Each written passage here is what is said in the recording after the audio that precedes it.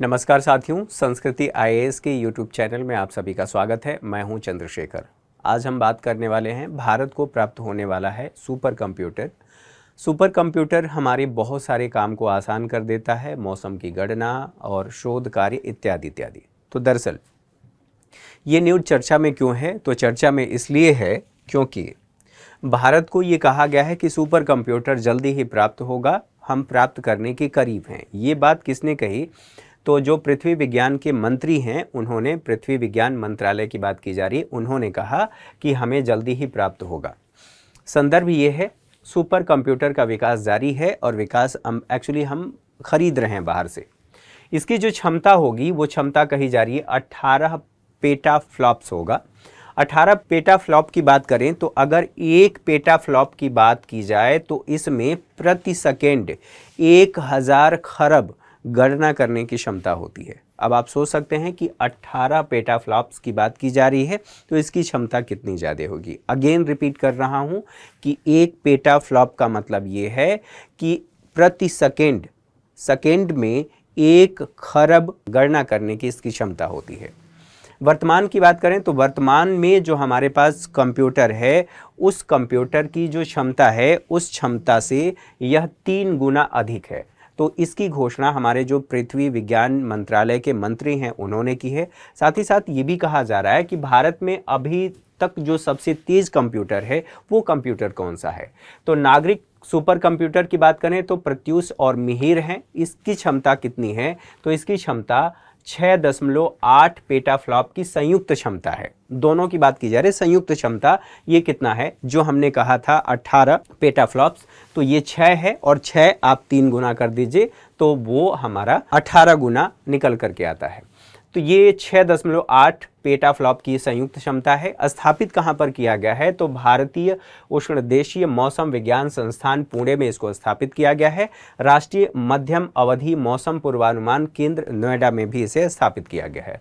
अगर बात किया जाए ये किससे संबद्ध है, तो यह संबद्ध है पृथ्वी विज्ञान मंत्रालय, अर्थात जो भी हमारा मौसम विभाग सूचना जारी करता है, अर्थात पूर्व सूचना जो जारी करता है, जो आपके पास संदेश आते हैं कि आज मौसम ऐसा रहने वाला है, तो इसी के माध्यम से, इसी सुपर कंप्यूटर के माध्यम से हमारे इन्वायरमेंट में कैसी जो हलचल है वो हो रही है और उसका परिणाम क्या हो सकता है, इन्वायरमेंट में कितना जलवाष्प है और जलवाष्प को ध्यान में रखते हुए कहाँ पर कितना संघनित है और उसके आधार पर बारिश होगी या नहीं होगी, इसके बारे में अनुमान लगाया जाता है। तो कहने का मतलब ये है कि इस तरह के जो शोध कार्य हैं इनमें इसका इस्तेमाल किया जाता है। साथ ही साथ फ्रांस से हम ये कह रहे हैं कि जिस सुपर कंप्यूटर की हम बात कर रहे हैं उसका आयात हम कहाँ से कर रहे हैं? तो फ्रांस से कर रहे हैं। नए सुपर कंप्यूटर का आयात फ्रांसीसी कंपनी ATOS से किया जा रहा है। इसके लिए समझौता भारत सरकार ने वर्ष 2018 में ही कर लिया था। इसकी लागत की बात करें तो 4500 करोड़ रुपए की लागत से इसे हम आयात कर रहे हैं या खरीद रहे हैं, ऐसे कह लीजिए। कंप्यूटर क्या है? तो कंप्यूटर का मतलब यह है कि गणना करने वाली एक मशीन, आप ऐसे समझ सकते हैं। अत्यधिक तीव्र गति से गणना करने वाली मशीन को हम कंप्यूटर कहते हैं। अभी सुपर कंप्यूटर के बारे में बात करेंगे। तो कंप्यूटर जो बना है ये 2 शब्दों से मिलकर के बना है। यहाँ पर देखेंगे कंप्यूटर, ये जो शब्द है ये लैटिन शब्द है और इसके साथ साथ जो कंप्यूट है अर्थात अंग्रेजी का शब्द, इन दोनों से मिलकर के कंप्यूटर बना है। इसी के साथ साथ ये भी कहा जा रहा है कि जो कंप्यूटर है या कंप्यूट की बात करें तो कंप्यूट किसका पर्यायवाची है? तो कैलकुलेट का पर्यायवाची है कंप्यूट। ठीक है, तो इससे मिलकर के हमारा कंप्यूटर बना है। कंप्यूटर के साथ साथ अब बात होगी कि सुपर कंप्यूटर क्या है। तो सुपर कंप्यूटर, अगर हम ये कहें कि एक मानव है और एक सुपर मानव है, स्वाभाविक सी बात है यहीं पर डिफरेंस समझ में आ जाता है कि सुपर मानव जो व्यक्ति है उसमें कुछ विशेष शक्तियां हो सकती हैं या कार्य करने की क्षमता हो सकती हैं। तो उसी तरह से जो सुपर कंप्यूटर है सामान्य कंप्यूटर की अपेक्षा गणना करने की जो इसकी क्षमता है वो ज़्यादा है। और पेटाफ्लॉप्स हमने जो बात किया, पेटाफ्लॉप्स का सीधा सीधा सा मतलब ये है कि यह उसके गणना की अर्थात उसकी क्षमता की मापन की इकाई है। ठीक है, तो इसकी जो क्षमता होती है आम कंप्यूटर से अधिक होती है, इसकी जो प्रदर्शन प्रणाली है उच्च है अर्थात अधिक है।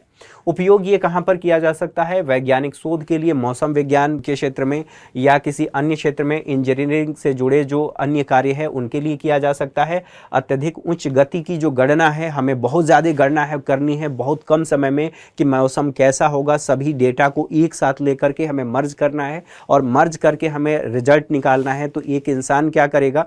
सबको टुकड़ों में करेगा, यहाँ पर इतना है, यहाँ पर इतना मॉइस्चर है, यहाँ पर इतना जल वाष्प है, यहाँ पर हवा की गति तेज है और इस आधार पर हम कह सकते हैं कि यहाँ पर वर्षा होगी। जल वाष्प की मात्रा कहाँ पर बहा करके ले जाएगा, मतलब अपने साथ वायु ले जाएगी, फिर वो कहाँ पर संघनित होगा तो वर्षा होगी, इत्यादि बातें।